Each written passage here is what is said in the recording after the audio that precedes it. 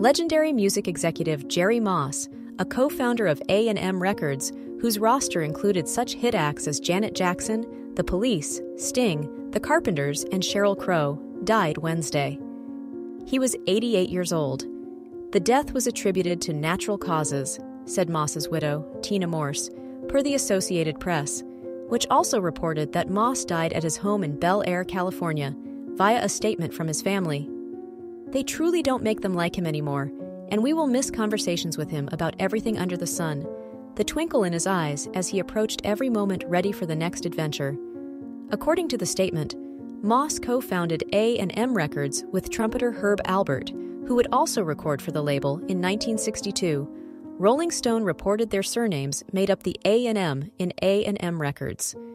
The initial plan for their then-new partnership, as both men told the magazine in 2012, was to release Alpert's Tell It to Yeehee Birds and Charlie Robinson's Love Is Back in Style, which had a trumpet solo by Alpert.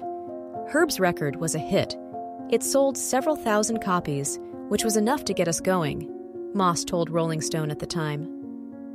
A&M Records signed some of music's popular acts in the following decades, including Joe Cocker, Styx, Joe Jackson, Squeeze, Suzanne Vega, The Human League, Cat Stevens, Amy Grant, and Soundgarden.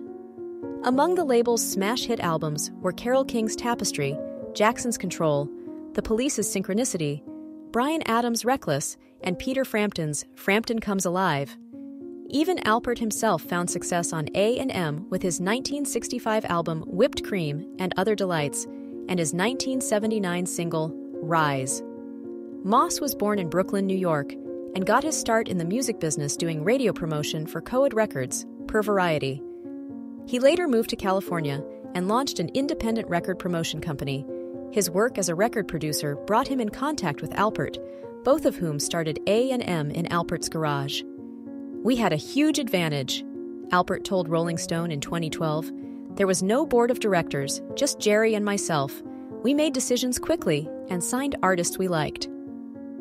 In 1989, A&M was sold to Polygram for $500 million, and Moss and Alpert continued with the label until 1993, Variety reported. The two executives were inducted into the Rock and Roll Hall of Fame in 2006. "What we built, we're very proud of," Moss told music writer Barney Hoskins for the Rock and Roll Hall of Fame's program notes. "We were able to communicate with people that the label really meant something unique in the music world." Some of the artists who were on the roster paid tribute to Moss on social media following the news of his death.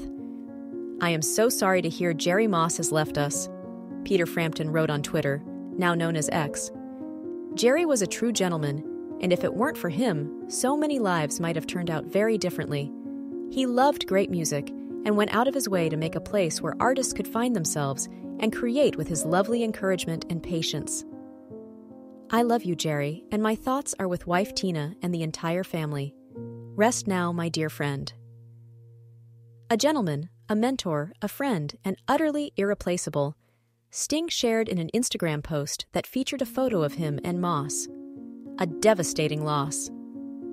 "Jerry Moss was an honest man," tweeted Yusuf Cat Stevens, "and was a great patron of musical talent.